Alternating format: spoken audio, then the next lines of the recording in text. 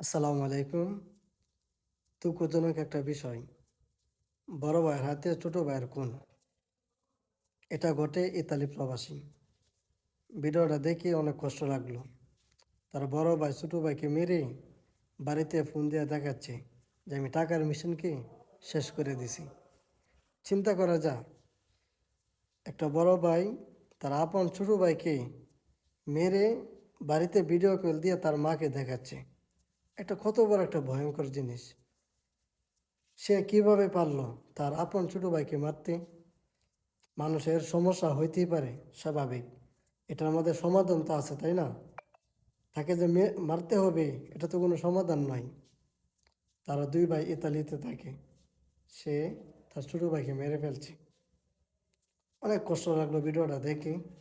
তার আত্মীয় স্বজন, তার পরিবার, তার সব কিছু দেশে রেখে সে প্রবাসে থাকে।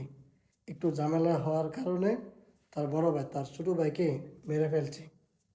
অনেক কষ্ট লাগলো। এরকম ঘটনা যেন কারো পরিবার কারোর সাথে যেন না হয়।